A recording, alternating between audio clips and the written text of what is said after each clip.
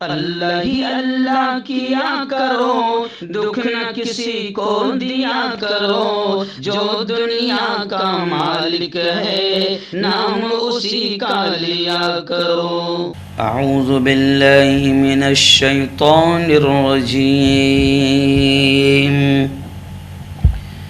بسم اللہ الرحمن الرحیم۔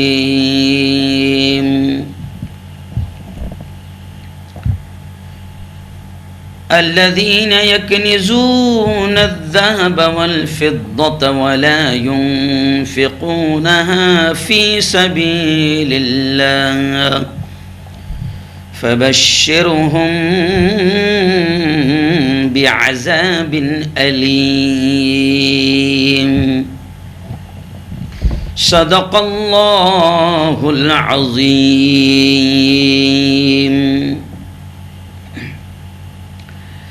بزرگو، دوستو،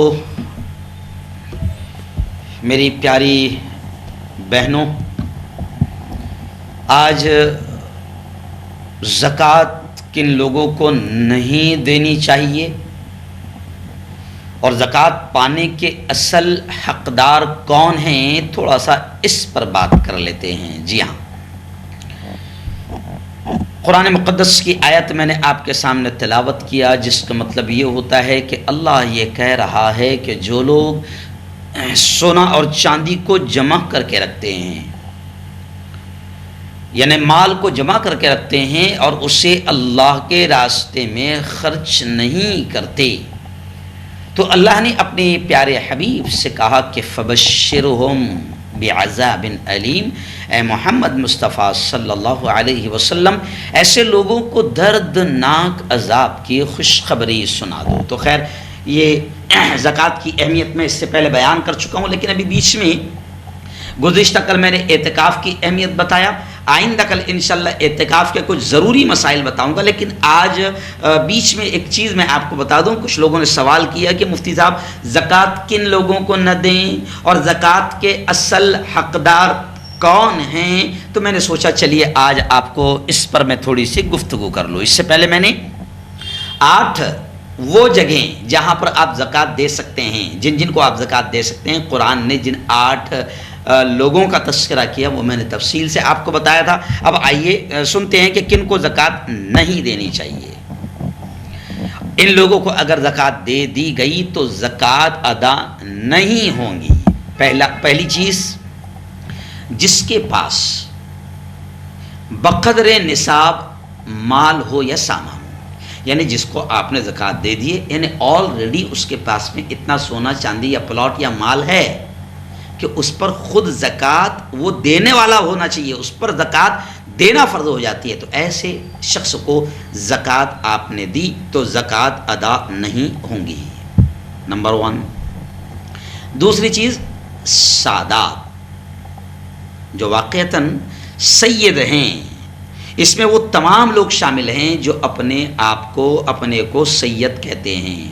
عام طور سے آپ نے دیکھا ہوگا کئی لوگوں کے نام کے آگے لگتا ہے حسنی، حسینی، علوی، جعفری، یہ تمام لوگ سیدوں میں شمار ہوتے ہیں، اپنے آپ کو سید مانتے ہیں، سید کہتے ہیں، تو ایسے لوگوں کو بھی زکوٰۃ دینے سے زکوٰۃ آپ کی ادا نہیں ہوگی، ان لوگوں کو زکوٰۃ نہیں دینا چاہیے۔ ایسے ہی اب رشتہ داروں میں کن کو نہیں دے سکتے ہیں آپ زکوٰۃ؟ ماں، باپ یعنی خود کی ماں، خود کا باپ، دادا، دادی، نانا، نانی، ایسے ہی ان کے اوپر مثلا دادا کے اوپر پردادا، پردادی، پر نانا، پر نانی وغیرہ، ان کو بھی آپ زکوٰۃ نہیں دے سکتے۔ یعنی اپنے ماں باپ، مثال کے طور پر آپ بیٹے ہیں اور آپ نوکری پر لگ گئے ہیں، ماشاءاللہ آپ باہر رہتے ہیں اور آپ کو کما رہے ہیں اور آپ کے گاؤں میں آپ کے ماں باپ غریب ہیں، تو آپ سوچیں گے میں اپنی زکوٰۃ ان کو دوں، تو ایسا نہیں ہوگا۔ ماں باپ کو آپ زکوٰۃ نہیں دے سکتے، بلکہ آپ کا جو مال ہے، نبی پاک نے فرمایا نا انت ومالک لابیک، کہ تو اور تیرا مال دونوں تیرے باپ کے ہے، تو آپ کا مال بھی آپ کے باپ کا مال ہے۔ جی ہاں، تو تو ماں باپ کو زکوٰۃ نہیں دیں گے، دادا دادی، نانا نانی، پردادا پردادی، پرنانا پرنانی. ایسے ہی بیٹا کس کو نہیں دیں گے؟ اور رشتہ داروں میں بیٹا، بیٹی، پوتا، پوتی، نواسا، نواسی. ایسے ہی پوتے کے اوپر پر پوتا، پر پوتی، پر نواسا، پر نواسی، ان کو بھی زکوٰۃ نہیں دے سکتے ہیں. اور کن کو نہیں دے سکتے ہیں؟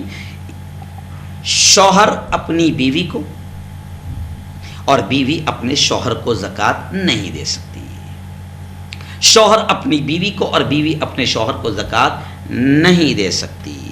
اور کس کو نہیں دے سکتے ہیں آپ؟ غیر مسلم کو، نان مسلم کو آپ زکوٰۃ نہیں دے سکتے. آپ اس کی مدد کر سکتے ہیں، اگر وہ غریب ہے، یہ ہے وہ ہے، تو للہ فی اللہ فی سبیل اللہ آپ مدد کر سکتے ہیں، صدقہ خیرات بھی دے سکتے ہیں. لیکن غیر مسلم کو زکوٰۃ نہیں دی جائے گی، زکوٰۃ صرف مسلم کو دی جائے گی.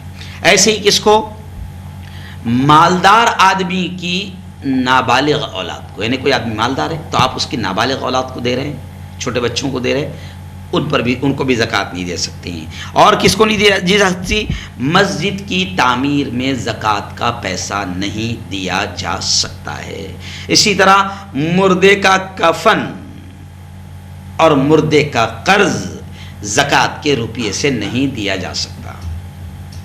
اب یہ وہ لوگ ہیں جو میں نے آپ کو بیان کیا، بالکل آپ اس کو دوسروں تک پہنچاؤ، کیونکہ یہ بہت اہم مسئلے ہیں، آپ کو بھی ثواب ملے گا. تو یہ وہ لوگ ہیں کہ جن کو زکوٰۃ آپ نے دیا تو آپ کی زکوٰۃ ادا نہیں ہوگی. اب آئیے زکوٰۃ پانے کے اصل حقدار کون ہے؟ وقت کم ہے اس لیے میں دونوں چیزیں ایک ساتھ بیان کر دے رہا ہوں. پہلی چیز میں نے آپ کو بتایا کہ لوگوں کو زکوٰۃ نہیں دے سکتے. اب دوسری چیز آپ کو بتا رہا ہوں کہ زکوٰۃ پانے کے اصل حقدار کون ہیں، یعنی زیادہ حق کس کا ہے. رشتہ داروں میں جیسے میں نے کہا نا کہ باپ، ماں، دادا، دادی ان کو نہیں دے سکتے. اب رشتہ داروں میں کن کو دے سکتے ہیں؟ زیادہ حقدار کون ہیں؟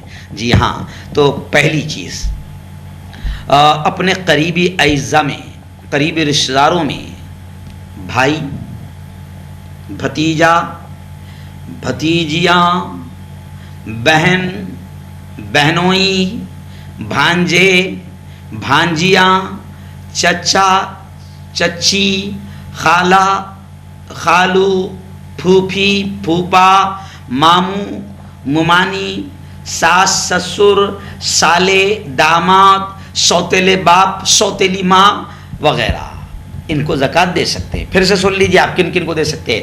بھتیجا، بھتیجی، بہن، بہنوئی، بھانجا، بھانجی، چاچا، چاچی، خالہ، خالو، پھوپا، پھوپھی، ماموں، ممانی، ساس، سسر، سالہ، داماد، سوتیلا باپ، سوتیلی ماں، ان کو آپ زکوٰۃ دے سکتے ہیں. بلکہ نبی کریم صلی اللہ علیہ وسلم نے فرمایا کہ عزیزوں کو زکوٰۃ دینے میں ڈبل ثواب ملے گا. میں سمجھتا ہوں کہ اگر ہر آدمی، مالدار آدمی نے اپنے ان رشتہ داروں کو سنبھال لیا تو اللہ کی قسم اپنے غریب رشتہ داروں کو کہیں اور جگہ ہاتھ پھیلانے کی ضرورت نہیں ہے. اگر ہم صحیح طریقے سے زکوٰۃ اپنے رشتہ داروں کو دیں، اور اس میں دوگنا ثواب ہے. جی ہاں، ایک زکوٰۃ دینے کا ثواب، دوسرا صلہ رحمی، کیونکہ اس سے کیا ہوگا؟ آپ کا رشتہ اور جڑے گا، رشتہ مضبوط ہوگا، ناچاقیاں دور ہوگی، نفرتیں دور ہوگی، تو اس کا ثواب. اب رشتہ داروں کے بعد دوستوں اور پڑوسیوں کا حق ہے. دوستوں اور پڑوسیوں کا حق ہے. ان کے بعد اپنا شہر، اپنی آبادی کے دوسرے مستحقین کو دینا چاہیے. یہ اسٹیپ بائی اسٹیپ بتایا جا رہا ہے. پھر اور کن کا حق ہے؟ پھر جن لوگوں کے دینے میں دینی نفع زیادہ ہو، یعنی ایسے لوگ جیسے مدرسے کے طالب علم یا جو دین کی دعوت کا کام کرتے ہیں، مبلغ ہے، اور دینی تعلیم دینے والے مدرسین، ان کو دینے میں ان کی مدد ہوگی، یعنی دین کی مدد ہوگی، تو ان کو دینے میں یہ بھی زیادہ حقدار ہے آپ کے اور ہماری زکوٰۃ کے. تو یہ بڑے اہم مسائل تھے جو میں نے آج آپ کو بتا دیا. اس لیے میں آپ سے گزارش کروں گا کہ آپ بھی اسے ثواب کی نیت سے آگے بڑھائیں، شیئر کریں. آپ کو بھی اتنا ہی ثواب ملے گا جتنا مجھے بڑی طاقت سے روزے کی حالت میں مجھے بولنے کا جتنا ثواب مل رہا ہے، محنت کا مجھے ثواب مل رہا ہے. انشاءاللہ اللہ آپ کو بھی دوسروں تک ان مسائل کو پہنچانے کا ثواب آپ کو بھی اللہ عطا فرمائے گا.